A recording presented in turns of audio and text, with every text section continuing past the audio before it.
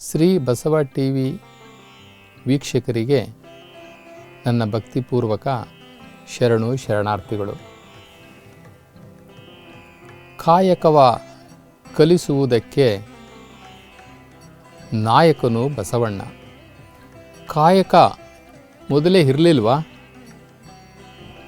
ಬಸವಣ್ಣನವರ ನಂತರ ಕಾಯಕ ಉಟ್ಕೊಂಡ್ವಾ? ಅದಕ್ಕೆ ಮುಂಚೆ ಕಾಯಕ ಇರಲಿಲ್ವಾ ಅಂತ ಕೇಳಿದಾಗ ಕಾಯಕಗಳಿತ್ತು, ಆ ಕಾಯಕಕ್ಕೆ ಮಹತ್ವ ಇರಲಿಲ್ಲ, ಆ ಕಾಯಕಕ್ಕೆ ಒಂದು ಬೆಲೆ ಇರಲಿಲ್ಲ. ಆ ಕಾಯಕದಿಂದಲೇ ಜನಗಳನ್ನು ಗುರುತಿಸಿ ಅದನ್ನೇ ಜಾತಿ ಮಾಡಿ ಆ ಜಾತಿಗೆ ಸೀಮಿತವಾದಂತಹ ಕಾಯಕಗಳಿಗೆ ವಿಶ್ವಮಾನ್ಯತೆ ಕೊಟ್ಟಿದ್ದು ಬಸವಣ್ಣನವರು. ಆ ಕಾಯಕಗಳಿಗೆ ಪೂಜ್ಯತೆಯನ್ನು ಕೊಟ್ಟಿದ್ದು ಬಸವಣ್ಣನವರು. ಈ ಕಾರ್ಲ್ ಮಾರ್ಕ್ಸು, ಲೆನಿನ್ನು, ಸ್ಟಾಲಿನ್ನು ಇವರೆಲ್ಲರೂ ಕಾಯಕದ ಪರವಾಗಿ ಹೋರಾಟ ಮಾಡ್ತಾರೆ, ಕಾಯಕ ಜೀವಿಗಳ ಪರವಾಗಿ ಹೋರಾಟ ಮಾಡ್ತಾರೆ. ಆವತ್ತಿನ ಕಾಲದಲ್ಲಿ 10 ಅವರು 12 ಅವರು ಕೆಲಸ ಮಾಡಿಸ್ಕೊಳ್ತಾ ಇದ್ರು. ದುಡಿಯುವ ವರ್ಗ ಮತ್ತು ದುಡಿಸಿಕೊಳ್ಳುವ ವರ್ಗ. ಈ ದುಡಿಸಿಕೊಳ್ಳುವ ವರ್ಗ ದುಡಿಯುವ ವರ್ಗದ ಮೇಲೆ ದಬ್ಬಾಳಿಕೆ ಮಾಡ್ತಾಯಿದ್ರು, ದೌರ್ಜನ್ಯ ಮಾಡ್ತಾಯಿದ್ರು. ಅವರನ್ನು ಒಂದು ರೀತಿ ಗುಲಾಮರಾಗಿ ನಡೆಸ್ಕೊಳ್ತಾ ಇದ್ರು. ಅಂತಹ ಸಮಯದಲ್ಲಿ ಈ ಎಡಪಂಕ್ತಿಯ ವಾದಿಗಳು ಹೋರಾಟ ಮಾಡ್ತಾರೆ, ಒಂದು ದೊಡ್ಡ ಕ್ರಾಂತಿಯನ್ನು ಮಾಡ್ತಾರೆ, ಈ ಕಾರ್ಮಿಕರ ಪರವಾಗಿ ನಿಲ್ತಾರೆ. ತದನಂತರ ಈ ಕಾಯಕಕ್ಕೆ ಮಹತ್ವವನ್ನು ಕೊಟ್ಟಂಥವರು, ಈ ಕಾಯಕಕ್ಕೆ ಒಂದು ಹೊಸ ತಿರುವನ್ನು ಕೊಟ್ಟಂಥವರು ಭಕ್ತಿ ಭಂಡಾರಿ ಬಸವಣ್ಣನವರು. ಕಾರ್ಲ್ ಮಾರ್ಕ್ಸು ಬಸವಣ್ಣನವರ ವಿಚಾರದಲ್ಲಿ ಒಂದು ಮಾತು ಹೇಳ್ತಾರೆ, ನಾವೆಲ್ಲರೂ ಕಾಯಕಕ್ಕೆ ಮಹತ್ವ ಕೊಟ್ವಿ, ಅದರ ಘನತೆಯನ್ನು ಸಹ ಎತ್ತಿಡಿದ್ವಿ. ಆದರೆ ಬಸವಣ್ಣನವರು ನಮಗಿಂತ ಒಂದು ಹೆಜ್ಜೆ ಮುಂದೆ ಹೋಗಿ ಆ ಕಾಯಕಕ್ಕೆ ಪಾವಿತ್ರ್ಯತೆಯನ್ನು ತುಂಬಿದ್ರು, ದೈವತ್ವವನ್ನು ತುಂಬಿದ್ರು ಅನ್ನುವಂಥ ಮಾತನ್ನು ಹೇಳ್ತಾರೆ. ಇಲ್ಲಿ ಕಾಯಕಕ್ಕೆ ದೈವತ್ವವನ್ನು ತುಂಬಿದ್ರು ಬಸವಣ್ಣನವರು ಎನ್ನುವಂಥ ಮಾತು. ಇಲ್ಲಿ ನಾವು ಮಾಡುವಂತಹ ಕಾಯಕ ಅದರಲ್ಲಿ ದೈವತ್ವ ಇಲ್ಲ ಅಂತಂದರೆ ಆ ಕೆಲಸ ಸರಿಯಾಗೋದಿಲ್ಲ. ಅದು ಭಗವಂತನ ಕೆಲಸ, ನನ್ನ ಪಾಲಿಗೆ ಬಂದಿರತಕ್ಕಂಥ ಭಗವಂತನ ಕೆಲಸ, ನಾನು ಮಾಡ್ತಾ ಇರ್ತಕ್ಕಂಥದ್ದು ಭಗವಂತನ ನೇಮಿಸಲ್ಪಟ್ಟಂಥ ಕೆಲಸ ಅಂತ ನಾವು ತಿಳ್ಕೊಳ್ಳಿಲ್ಲ ಅಂತಾರೆ, ನಾವು ಅದನ್ನು ಉದಾಸೀನವಾಗಿ ಕಾಟಾಚಾರಕ್ಕೆ ಮಾಡ್ದಂಗೆ ಆಗುತ್ತೆ. ಈ ಜಗತ್ತೇ ಆ ಪರಮಾತ್ಮ ನಡೆಸ್ತಾ ಇರತಕ್ಕಂಥ ಒಂದು ಕಾರ್ಖಾನೆ ಅಂತ ತಿಳ್ಕೊಳ್ಳೋಣ, ಅಥವಾ ಒಂದು ಸಂಸ್ಥೆ ಅಂತ ತಿಳ್ಕೊಳ್ಳೋಣ. ಅವನೇ ನಿಜವಾದಂತಹ ಮಾಲೀಕ. ಈ ಜಗತ್ತನ್ನು ನಡೆಸ್ತಾ ಇರ್ತಕ್ಕಂಥವನೇ ಅವನು. ಸೂರ್ಯ ಹುಟ್ಟುತ್ತಾ ಇರೋದು ಅವನಿಂದ, ಮಳೆ ಬರ್ತಾ ಇರ್ತಕ್ಕಂಥದ್ದು ಅವನಿಂದ, ಗಾಳಿ ಬೀಸ್ತಾ ಇರ್ತಕ್ಕಂಥದ್ದು ಅವನಿಂದ, ಋತುಮಾನಗಳು ಉಂಟಾಗ್ತಾ ಇರ್ತಕ್ಕಂಥದ್ದು ಅವನಿಂದ, ಪ್ರತಿಯೊಂದನ್ನು ಕೂಡ ಅವನಿಂದಲೇ ಆಗ್ತಾ ಇದೆ. ಹೀಗಾಗಿ ದಿನನಿತ್ಯದ ಏನು ಈ ಆಚರಣೆಗಳಿದ್ದಾವೆ ಅಥವಾ ಘಟನೆಗಳಿದ್ದಾವೆ ಎಲ್ಲದಕ್ಕೂ ಕೂಡ ಕಾರಣಕರ್ತ ಪರಮಾತ್ಮ ಅಂತೇಳಿ ಹೇಳಿದಾಗ, ಅವನು ಮಾಲೀಕನ ಸ್ಥಾನದಲ್ಲಿ ನಿಂತಾಗ ನಾವೆಲ್ಲರೂ ಕಾರ್ಮಿಕರ ಸ್ಥಾನದಲ್ಲಿ ನಿಲ್ಲಬೇಕಾಗುತ್ತೆ. ಒಬ್ಬ ದೊಡ್ಡ MD ಇರ್ಬೋದು, ಅಥವಾ IAS ಆಫೀಸರ್ ಇರ್ಬೋದು, ಅಥವಾ KS ಆಫೀಸರ್ ಇರ್ಬೋದು, ಅಥವಾ ಈ ದೇಶದ ಒಂದು ದೊಡ್ಡ ಹುದ್ದೆಯಲ್ಲಿರ್ತಕ್ಕಂಥ ಪ್ರಧಾನಮಂತ್ರಿ ಇರ್ಬೋದು, ಅಥವಾ ಪ್ರೆಸಿಡೆಂಟ್ ಆಫ್ ಇಂಡಿಯಾ ಇರ್ಬೋದು, ಯಾರೇ ಇರ್ಬೋದು, ಅವರೆಲ್ಲರೂ ಕೂಡ ಆ ಪರಮಾತ್ಮನ ಎದುರುಗಡೆ ಅವನು ಮಾಲೀಕ ಅಂತ ಅಂದಾಗ ನಾವೆಲ್ಲ ಕಾರ್ಮಿಕ ಅನ್ನೋ ಸ್ಥಾನಕ್ಕೆ ನಾವು ನಿಲ್ಲಬೇಕಾಗುತ್ತೆ. ಹೀಗಾಗಿ ನಾವು ಮಾಡ್ತಕ್ಕಂಥ ಪ್ರತಿಯೊಂದು ಕೆಲಸವೂ ಕೂಡ ಆ ಪರಮಾತ್ಮನ ಕೆಲಸ ಅಂಥೇಳಿ ನಾವು ತಿಳ್ಕೊಳ್ಬೇಕಾಗುತ್ತೆ. ಆವಾಗ ಆ ಕರ್ತವ್ಯಕ್ಕೆ ಒಂದು ದೈವತ್ವದ ಮನೋಭಾವ ಬರುತ್ತೆ. ನಾವೀಗ ಸಾಮಾನ್ಯವಾಗಿ ವಿಧಾನಸೌಧದ ಮೇಲೆ ಒಂದು ವರ್ಡನ್ನು ಹಾಕಿದ್ದಾರೆ, ಒಂದು ವಾಕ್ಯವನ್ನು ಹಾಕಿದ್ದಾರೆ, ಸರ್ಕಾರಿ ಕೆಲಸ ದೇವರ ಕೆಲಸ ಅಂಥೇಳಿ. ಅಲ್ಲಿ 2 ಥರ ಸರ್ಕಾರಗಳಿದೆ, ಮಾನವ ನಿರ್ಮಿತವಾದಂತಹ ಸರ್ಕಾರ, ದೈವ ನಿರ್ಮಿತವಾದಂತಹ ಸರ್ಕಾರ. ಅದು ನಮ್ಮ ಅರಿವಿಗೆ ನಾವು ಸರ್ಕಾರ ಅಂತ ಮಾಡ್ಕೊಂಡಿದ್ದೀವಿ. ಆದರೆ ಇನ್ನೊಂದು ಸರ್ಕಾರ, ಪರಮಾತ್ಮನ ಸರ್ಕಾರ, ನಮಗೆ ಕಾಣಿಸೋದಿಲ್ಲ. ಅದು ಆಧ್ಯಾತ್ಮಿಕ ತಳಹದಿಯ ಮೇಲೆ ಕಟ್ಟಿರ್ತಕ್ಕಂಥ ಸರ್ಕಾರ. ನಾವು ಇಲ್ಲಿ ತಪ್ಪು ಮಾಡಿ ನಾವು ತಪ್ಪಿಸ್ಕೊಳ್ಬಹುದು, ಆದರೆ ಅಲ್ಲಿಂದ ತಪ್ಪಿಸ್ಕೊಳ್ಳೋಕೆ ಆಗೋದಿಲ್ಲ. ನಾವು ಏನು ಕರ್ತವ್ಯ ಲೋಪ ಮಾಡ್ತೀವಿ ಅಥವಾ ಏನು ಕರ್ತವ್ಯದಲ್ಲಿ ಚ್ಯುತಿಯನ್ನು ಉಂಟು ಮಾಡ್ತೀವಿ, ಕರ್ತವ್ಯಕ್ಕೆ ಪ್ರತಿಫಲವನ್ನು ನಾವು ಇಂಡೈರೆಕ್ಟಾಗಿ ಪಡಿತೀವಿ, ಇದಕ್ಕೆಲ್ಲವಕ್ಕೂ ಕೂಡ ತಕ್ಕ ಶಾಸ್ತಿಯನ್ನು ಭಗವಂತ ಕಲಿಸ್ತೇನೆ. ಹೀಗಾಗಿ ಇಲ್ಲಿ ಕಾಯಕ ಅಂತಂದಾಗ ಅದಕ್ಕೆ ದೈವತ್ವವನ್ನು ತುಂಬ್ತಾರೆ ಬಸವಣ್ಣನವರು. ಇಲ್ಲಿ ಜಾನಪದರು ಏನು ಹೇಳ್ತಾರೆ ಅಂದರೆ, ಈ ಕಾಯಕವ ಕಲಿಸುವುದಕ್ಕೆ ನಾಯಕನು ಬಸವಣ್ಣ. ಈ ಹೊಸ ಜಗತ್ತಿಗೆ ಒಂದು ಕಾಯಕ ಅಂತ ಕಲಿಸಿ ಹೆಂಗೆ ಅಂದರೆ, ಕಾಯಕದಲ್ಲಿ ಸತ್ಯಶುದ್ಧ ಕಾಯಕ ಅಂತ ಹೇಳ್ತಾರೆ. ನಾವು ಎಲ್ಲ ಕೆಲಸ ಮಾಡ್ತಾಯಿದ್ರು, ಆದರೆ ಆ ಕಾಯಕಕ್ಕೆ ಸತ್ಯ ಶುದ್ಧ ಕಾಯಕ, ಆ ಸತ್ಯ ಶುದ್ಧ ಕಾಯಕದಿಂದ ನಮಗೆ ಏನು ಸಿಗುತ್ತಪ್ಪ ಅಂತಂದರೆ, ಒಂದು ರೀತಿ ಆನಂದ ಸಿಗುತ್ತೆ, ತೃಪ್ತಿ ಸಿಗುತ್ತೆ, ಒಂದು ಸಮಾಧಾನ ಸಿಗುತ್ತೆ ಅದನ್ನು ಶುದ್ಧವಾಗಿ ಮಾಡಿದಾಗ, ಸತ್ಯಶುದ್ಧ ಕಾಯಕವನ್ನು ಮಾಡಿದಾಗ. ಆಮೇಲೆ ಅದರಿಂದ ಬಂದಂತಹ ಪ್ರತಿಫಲ ಏನಿದೆ, ಆ ಪ್ರತಿಫಲ ನಮಗೆ ಆನಂದವನ್ನು ಉಂಟು ಮಾಡುತ್ತೆ. ಅದು ಎಂಥ ಆನಂದ ಅಂತಂದರೆ, ಒಂದು ಕಡೆ ಶರಣರು ಹೇಳ್ತಾರೆ, ಸತ್ಯ ಶುದ್ಧ ಕಾಯಕದಿಂದ ಸಿದ್ಧ ಶುದ್ಧ ಪ್ರಸಿದ್ಧ ಪ್ರಸಾದವನ್ನು ನಾವು ಪಡಿತೀವಿ ಅಂತ ಹೇಳಿಬಿಟ್ಟು ಶರಣರು ಹೇಳ್ತಾರೆ. ಆ ಕಾಯಕವ ಕಲಿಸುವುದಕ್ಕೆ ನಾಯಕನು ಬಸವಣ್ಣ. ಅದರಲ್ಲಿ ಬಸವಣ್ಣ ನಮಗೆ ಪಾವಿತ್ರತೆಯನ್ನು ಕಲಿಸ್ಕೊಡ್ತಾರೆ. ಇಂತಹ ಕಾಯಕ ಶರಣರು ಒಂದು ದಿನ ಏನು ಮಾಡ್ತಾರೆ, ಚಂದಯ್ಯ ಅಂತಕ್ಕಂಥ ಒಬ್ಬ ಶರಣರು ಅಲ್ಲಮಪ್ರಭುಗಳ ಹತ್ರ ಹೋಗ್ತಾರೆ.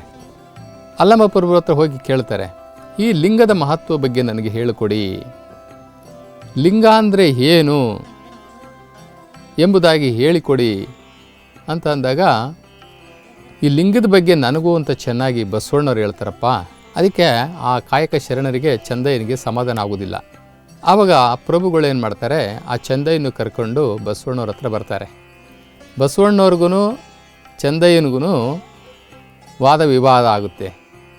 ಇಲ್ಲ, ನೀವೇ ಹೇಳ್ಬೋದಾಗಿತ್ತಲ್ಲ ಪ್ರಭುಗಳೇ, ಲಿಂಗದ ಮಹತ್ವದ ಬಗ್ಗೆ ಈ ಚಂದಯ್ಯನಿಗೆ ನೀವೇ ಹೇಳ್ಬೋದಾಗಿತ್ತಲ್ಲ ಅಂತ ಹೇಳ್ತಾರೆ. ಇಲ್ಲ ಬಸವಣ್ಣ, ಅದರ ಹಕ್ಕು ನನಗಿಲ್ಲ, ಏಕೆಂದರೆ ಇಷ್ಟಲಿಂಗದ ಜನಕ ನೀನೇ ಆಗಿರೋದ್ರಿಂದ ನೀನೇ ಹೇಳಿದ್ರೆ ಚೆನ್ನಾಗಿರ್ತದೆ ಅಂಥೇಳಿ ನಾವು ಇಬ್ಬರು ಸೇರಿ ಬಂದೀವಿ ಅಂತ ಹೇಳ್ತಾರೆ.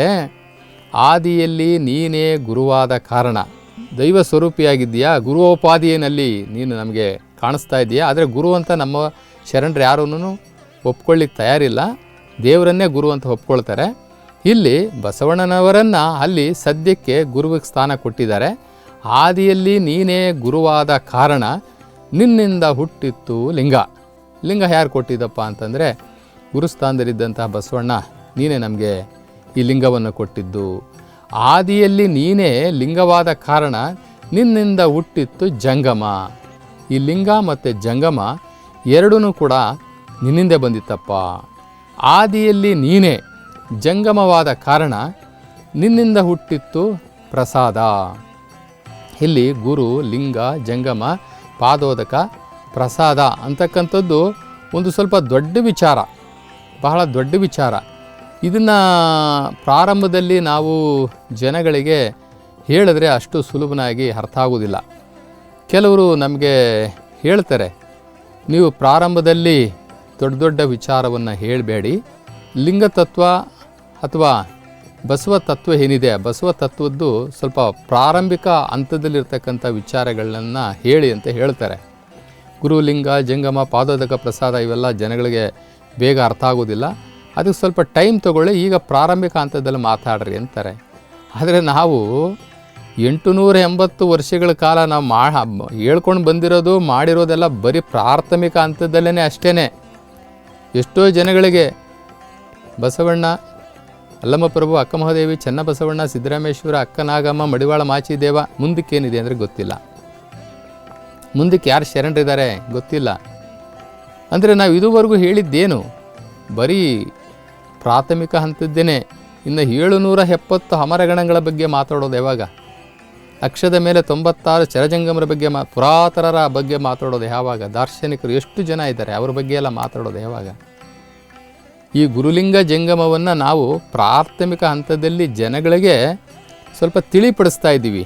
ಅವ್ರಿಗೂ ಸಹ ಇದು ಏನು, ಈ ಗುರುಲಿಂಗ ಜಂಗಮ, ಅಷ್ಟಾವರಣ, ಪಂಚಾಚಾರ, ಶಟಸ್ಥಳಗಳು ಅಂದರೆ ಏನು ಅನ್ನುವಂಥದ್ದನ್ನು ಈಗ ಸ್ವಲ್ಪ ತಲೆಯಲ್ಲಿ ಹಾಕಿ ಬಿಟ್ಟರೆ ಅವರು ಸಹ ವಚನ ಸಾಹಿತ್ಯವನ್ನು ಓದೋವಂಥ ಪ್ರಯತ್ನ ಮಾಡ್ತಾರೆ, ಅಲ್ಲಿ ಇಲ್ಲಿ ಹುಡ್ಕೋವಂಥ ಪ್ರಯತ್ನ ಮಾಡ್ತಾರೆ. ಮತ್ತು ಅದನ್ನು ತಲೆಗೆ ಹಾಕ್ಕೊಂಡು ಅದರ ಬಗ್ಗೆ ವಿಚಾರವನ್ನು ಮಾಡಲಿಕ್ಕೆ ಪ್ರಾರಂಭ ಮಾಡಲಿ ಅಂತ ಹೇಳಿಬಿಟ್ಟು ನಾವು ದೊಡ್ಡ ಹಂತದ್ದು ಮತ್ತು ಮಾಧ್ಯಮ ಹಂತದ್ದು ಎಲ್ಲವನ್ನು ಸೇರಿಸ್ಕೊಂಡು ಮಾತಾಡುವಂತಹ ಪ್ರಯತ್ನ ಮಾಡ್ತಾಯಿದ್ದೀವಿ. ಇಲ್ಲಿ ಹಲ್ಲಮಪ್ರಭುಗಳು ಬಸವಣ್ಣವ್ರಿಗೆ ಬಿಟ್ಬಿಟ್ಟಿದ್ದಾರೆ. ನಿನ್ನಿಂದ ಗುರು, ಲಿಂಗ, ಜಂಗಮ, ಪಾದೋದಕ, ಪ್ರಸಾದ ಎಲ್ಲವೂ ನಿನ್ನಿಂದಲೇ ಬಂತು ಬಸವಣ್ಣ. ಅದರಿಂದ ನೀನೇ ಈ ಚಂದಯ್ಯನಿಗೆ ನಿನ್ನ ಬಾಯಿಂದಲೇ ಹೇಳಿಬಿಟ್ರೆ ಚೆನ್ನಾಗಿರುತ್ತೆ ಅಂಥೇಳಿ ನಾನಿಲ್ಲಿ ಕರ್ಕೊಂಡು ಬಂದಿದ್ದೀನಿ. ಇಂತು ಗುರುಲಿಂಗ ಜಂಗಮ ಪಾದೋದಕ ಸ್ವರೂಪವೂ ಕೂಡ ನೀನೇ ಆಗಿದ್ದೀಯಾ. ಆದ ಕಾರಣ ನೀನೇ ಜಂಗಮ ಪ್ರಾಣಿಯೂ ಸಹ ನೀನೇ ಆಗಿದ್ದೀಯಾ.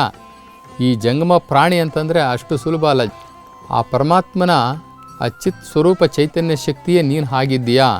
ಅಂದರೆ ನಾವೀಗೇನು ಅಂದ್ಕೊಂಡ್ಬಿಟ್ಟಿದ್ದೀವಿ ಅಂದರೆ ಕಾವಿ ಬಟ್ಟೆ ಹಾಕ್ಕೊಂಡವರೆಲ್ಲ ಜಂಗಮರು ಅಂತ ನಾವು ಅಂದ್ಕೊಳ್ತೀವಿ.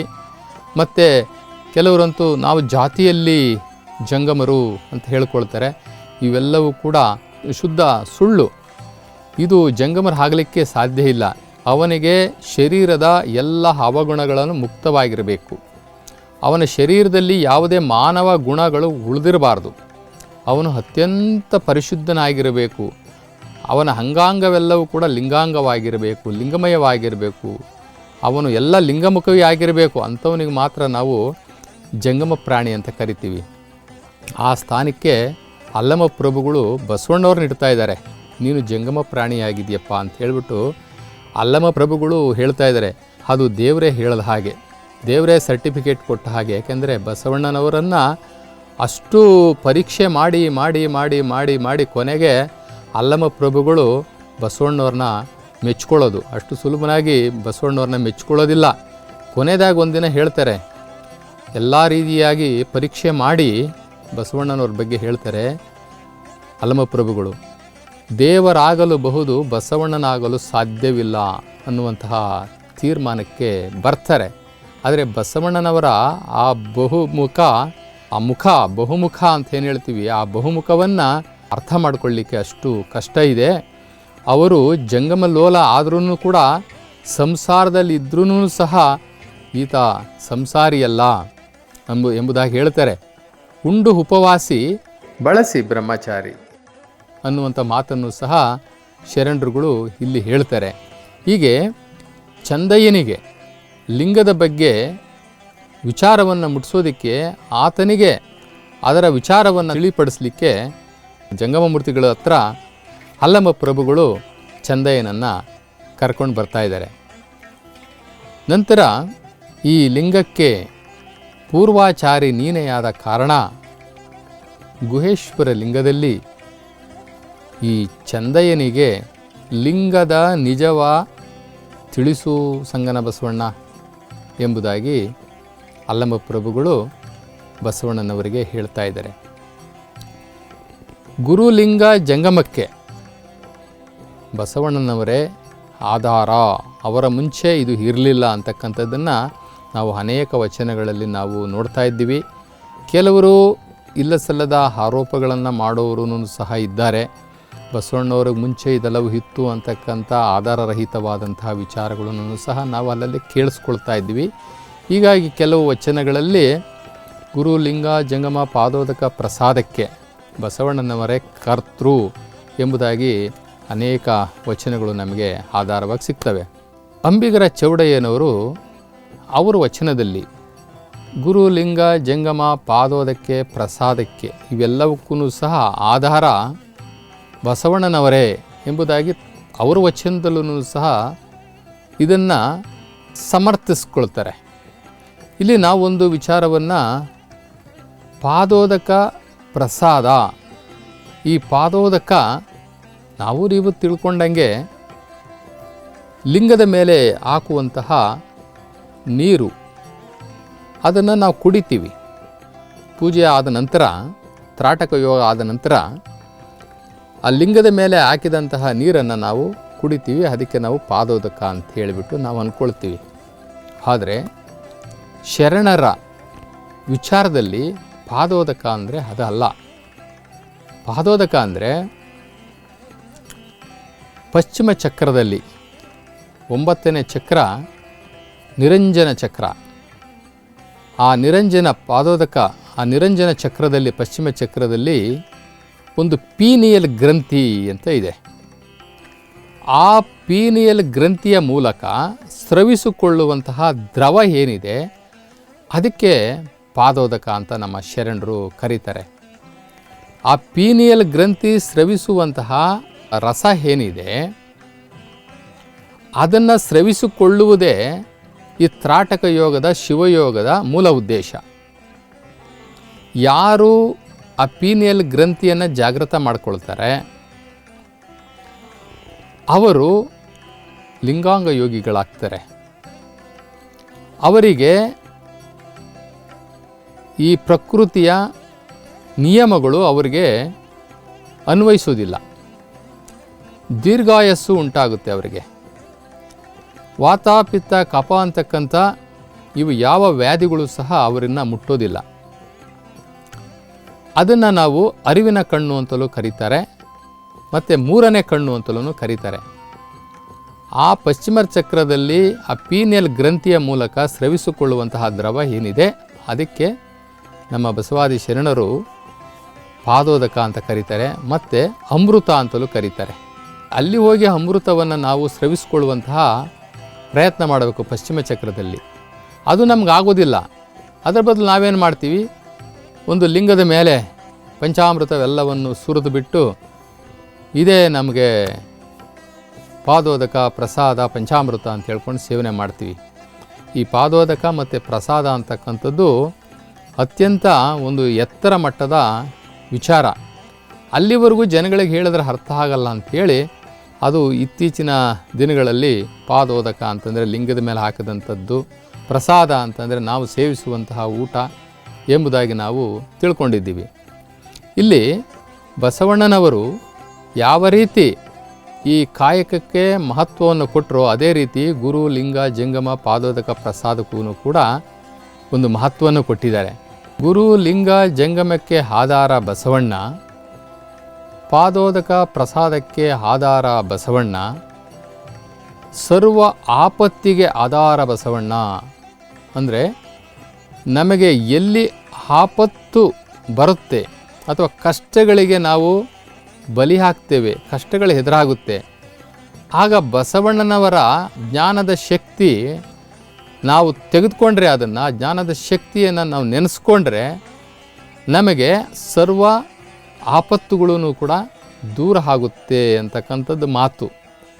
ಇಲ್ಲಿ ಒಂದು ಸಲ ಒಂದು ಕತೆ ಬರ್ತದೆ. ಒಬ್ಬ ಗೊಲ್ಲತಿ ಹಾಲನ್ನು ಮಾರ್ಕೊಂಡು ಹೋಗ್ತಾ ಇರ್ತಾಳೆ.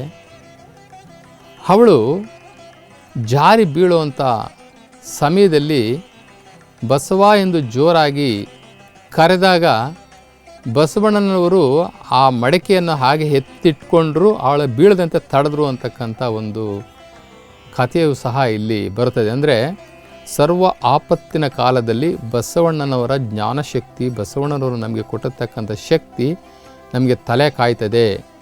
ಸ್ವರ್ಗ, ಮರ್ತ್ಯ, ಪಾತಾಳಕ್ಕೆ ಈ ಬಸವಣ್ಣನವರ ಈ ಚೈತನ್ಯವೇ ನಮಗೆ ಸಹಾಯ ಮಾಡ್ತದೆ. ಸ್ವರ್ಗಕ್ಕೆ ಹೋಗ್ಬೇಕಾಗ್ರಿ ಅಥವಾ ಮರ್ತ್ಯ, ಪಾತಾಳ ಎಲ್ಲೇ ನೀವು ಹೋಗ್ರಿ, ನೀವು ಜಯಶೀಲರಾಗ್ತೀರಾ. ಈ ಬಸವಣ್ಣನವರ ಈ ಜ್ಞಾನವನ್ನು, ಈ ವಚನ ಸಾಹಿತ್ಯವನ್ನು, ಬಸವ ಚೈತನ್ಯವನ್ನು ನೀವು ಮೈಗೂಡಿಸ್ಕೊಂಡಿದ್ದೆ ಆದರೆ ಬಸವಣ್ಣನವರ ಶ್ರೀಪಾದಕ್ಕೆ ನಮೋ ನಮೋ ಎನ್ನುತ್ತಿದ್ದೇನಯ್ಯ ಅಂತ ಚೌಡಯ್ಯನವರು ಹೇಳ್ತಾರೆ. ಅಂಬಿಗರ ಚೌಡಯ್ಯನವರು ನನಗೇನು ಕೆಲಸವೇ ಇಲ್ಲಪ್ಪ, ಇಷ್ಟಕ್ಕೆಲ್ಲ ಕಾರಣವಾಗಿರ್ತಕ್ಕಂಥ ಈ ಬಸವಣ್ಣನವರ ಶ್ರೀಪಾದಕ್ಕೆ ನಮೋ ನಮೋ ನಮೋ ಎನ್ನುತ್ತಿರ್ದಿನಯ್ಯ ಅಂತ ಹೇಳಿ ಅಂಬಿಗರ ಚೌಡೆಯನವರು ಬಹಳ ನಮ್ರತೆಯಿಂದ ಅವರು ಶರಣಾಗತಿಯನ್ನು ಬಸವಣ್ಣನವರಿಗೆ ಒಪ್ಪಿಸ್ತಾ ಇದ್ದಾರೆ. ಬಸವಣ್ಣನವರ ಭಕ್ತನಾಗಿ ಶರಣು ಶರಣಾರ್ಥಿ.